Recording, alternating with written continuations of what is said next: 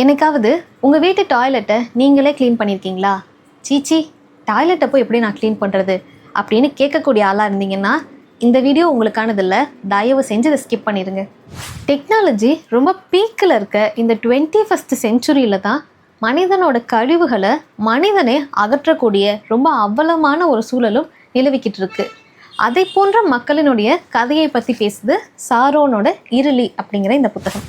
இந்த நாவல் முழுக்க நம்ம பார்க்குற எல்லாருமே கையால் மனிதனின் மலத்தை அள்ளக்கூடிய மனிதர்களாக இருக்காங்க. சாரோன் அந்த நாவலை இப்படி தொடங்குறாரு.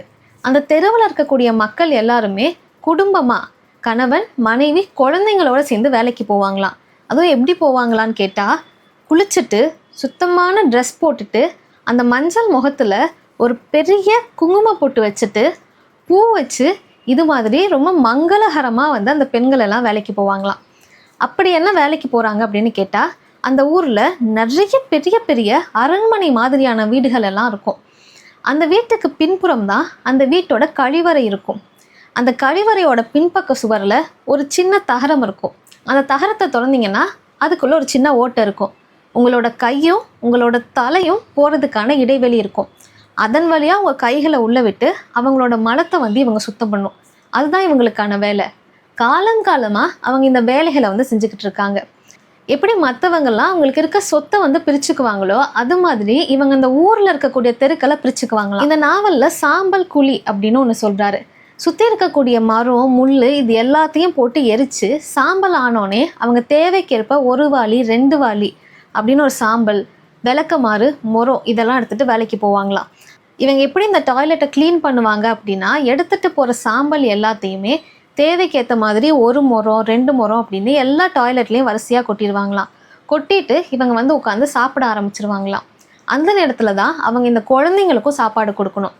அவர் சொல்லுவார், எங்கள் அப்பா அம்மா எங்களுக்கு சாப்பாடு கொடுக்கும்போது எங்களை தொடவே மாட்டாங்க, எங்கள் பக்கத்துலேயே வரமாட்டாங்க. அது ஏன்னு நான் வளர்ந்த அப்புறம் தான் எனக்கு புரிஞ்சுது அப்படின்னு. இவங்க சாப்பிட்டு முடிக்கிறதுக்குள்ளே அந்த கழிவறைகள் எல்லாமும் க்ளீன் பண்ணுறதுக்கு ஏதுவானதாக மாறிடுமா. அதுக்கப்புறமா போய் உள்ளே இருக்கக்கூடிய கழிவுகளை முரத்தில் விளக்கமாதை வச்சு அள்ளிட்டு அதுக்கப்புறமா உள்ளே தண்ணி ஊற்றி க்ளீன் பண்ணி இப்படி அவங்க எழுதியிருக்கிறத படிக்கும்போதே வந்து ரொம்ப அருவருப்பான ஒரு உணர்வை தருது. படிக்கும்போதே அப்படி இருக்குன்னா க்ளீன் பண்ணவங்களுக்கு எப்படி இருந்திருக்கும் அப்படின்னு யோசிச்சு பாருங்கள். இதையெல்லாம் விட ஒரு உச்சபட்ச கொடூரம் அப்படின்னு இந்த நாவலில் அவர் ஒன்று சொல்லியிருக்காரு. நிறைய நேரங்களில் க்ளீன் பண்ணிட்டு இருக்கும்போதே க்ளீன் பண்ணுறத கூட கவனிக்காமல் அந்த வீட்டில் இருக்கவங்க வந்து இவங்க மேலே பாத்ரூம் போயிருக்காங்களாம். அப்படி மட்டும் நடந்துருச்சுன்னா அதை விட மோசமான ஒன்று எதுவுமே கிடையாதுன்னு. யாருக்கெல்லாம் அப்படி நடந்திருக்கோ அவங்க வீட்டுக்கு வரும்போது அவங்களோட கணவனோ இல்லை மனைவியோ அவங்களுக்கு அது மாதிரி ஆனது தெரியாத மாதிரி மறைச்சிக்கிட்டே வருவாங்களாம். எங்கள் ஊரில் நிறைய பேர் வந்து மொட்டை அடிச்சிருப்பாங்க, ஆண்கள் பெண்கள் 2 பேரும் சேர்த்து.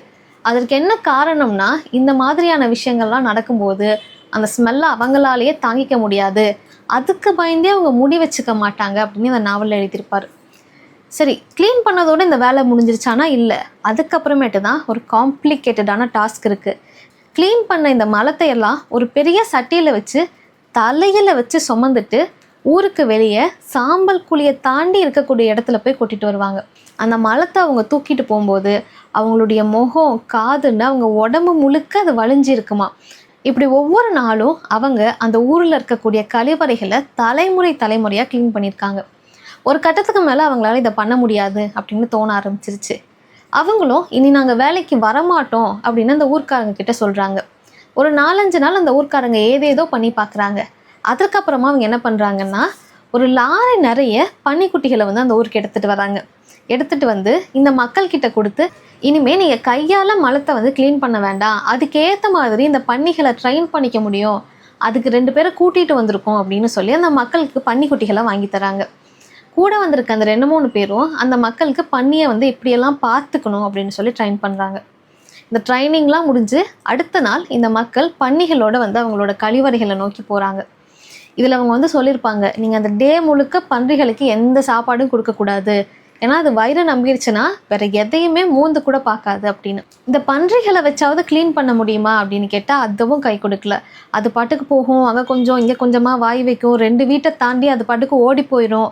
அதுக்கப்புறமா திரும்பவும் இவங்க கையால் தான் க்ளீன் பண்ணி தண்ணி ஊற்றி அது எல்லாத்தையும் சரி பண்ண வேண்டியதாக இருந்தது. இந்த மலம் எல்லாமே இந்த பன்றிகள் மேலே ஒட்டிடும். திரும்ப இந்த பன்றிகளையும் சேர்த்து இவங்க க்ளீன் பண்ண வேண்டிய நிலைக்கு வந்து இவங்க ஆளாயிடுறாங்க. இந்த பன்றிகளுக்காக இவங்க வந்து குடிசை கட்டி வச்சிருப்பாங்கல்ல, அந்த குடிசைகள் எப்படி இருக்குமா, இவங்க இருக்கக்கூடிய குடிசைகளை விடவும் ரொம்ப உறுதியாக ரொம்ப தரமான குடிசைகளாக இருக்குமா. இது மட்டும் இல்லாமல் இவ்வளவு மலத்தையும் சாப்பிட்டு செரித்து அந்த பன்றிகளோட மலம் இருக்குல்ல, அந்த மலத்தையும் சேர்த்து இவங்க அள்ள வேண்டிய நிலைக்கு தள்ளப்பட்டிருப்பாங்க. அவங்க வாழ்க்கை இவ்வளவு மோசமாக போய்கிட்டு இருக்கும்போது ஒரு நாள் ஒரு பன்னிக்குட்டி என்ன பண்ணும் அப்படின்னா, அந்த கழிவறையோட கதவை தாண்டி அவங்க வீட்டுக்குள்ளே போய் நுழைஞ்சு சத்தம் போட்டோன்னே சுற்றி இருக்க பன்றிக்குட்டிகள் எல்லாம் அதை பார்த்துட்டு ஒவ்வொரு வீட்டுக்குள்ளேயும் போய் நுழைய ஆரம்பிச்சிடும். நுழைஞ்சு கொஞ்ச நேரத்தில் அந்த வீட்டையே கலேபரமாக்கிடும். அந்த வீட்டில் தானியங்கள் வைக்கிற இடம், பூஜை அறை இப்படின்னு சொல்லி எல்லாத்துக்குள்ளேயுமே போய் கீழே மேலே தள்ளி அங்கே இருக்க அண்டாக்களையெல்லாம் உருட்டி விட்டு நிறைய பன்றிகள் அந்த அண்டாக்கள்குள்ளையெல்லாம் சிக்கி செத்து போயிடும். இவங்க வாங்கி கொடுத்த பன்னிகளால் கடைசியாக இவங்களுக்கு தான் நிறைய பிரச்சனை வந்திருக்கு. அந்த பன்றிகளை பார்த்துக்கவும் முடியாமல், அவங்க வாழ்நிலையை மாற்றவும் முடியாமல், அந்த ஊரில் குடியிருக்கவும் முடியாமல், அந்த மொத்த தெருவும் ஒரு நாள் ராத்திரி சொல்லாமல் கொள்ளாமல் ஊரை விட்டு கிளம்பி போயிடுறாங்க. அதுக்கப்புறம் என்ன நடந்தது அப்படிங்கிறத புத்தகத்தில் படித்து தெரிஞ்சுக்கோங்க. இந்த புத்தகத்தில் சாரோன் 2 முக்கியமான விஷயங்களை சொல்லியிருக்காரு. இப்போது இது மாதிரியான வேலைகள் எல்லாமும் தொடர்ந்து ஒரு சாதியின் பெயரால் மக்கள்கிட்ட திணிக்கப்பட்டுட்டே இருக்குது அப்படின்னு சொல்லியிருப்பார்.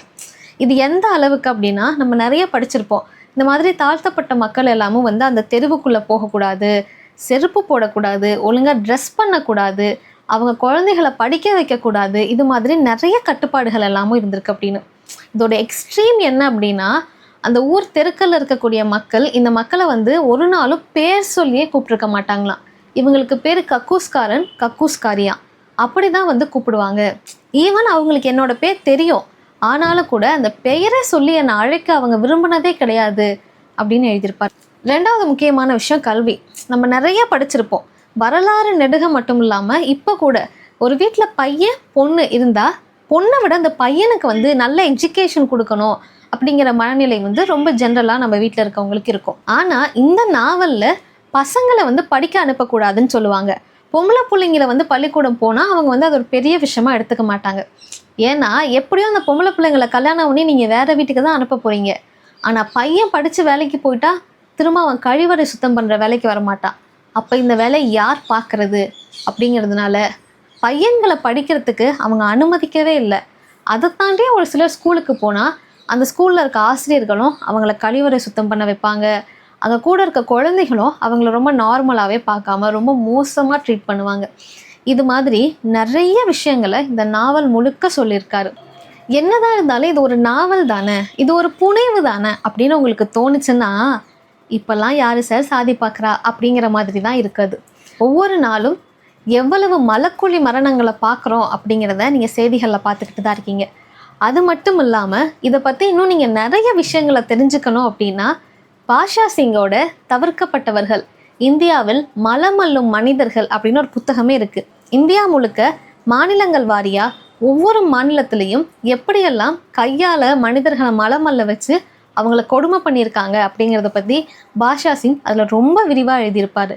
ஆக சமீபத்தில் வெளிவந்த புத்தகங்களில் இந்த இருளி ரொம்ப முக்கியமான புத்தகம். மிஸ் பண்ணாமல் படிச்சிருங்க. இது மாதிரி இன்ட்ரெஸ்டிங்கான வீடியோஸ்க்கு நெய்தல் டாக்ஸை சப்ஸ்கிரைப் பண்ணுங்கள்.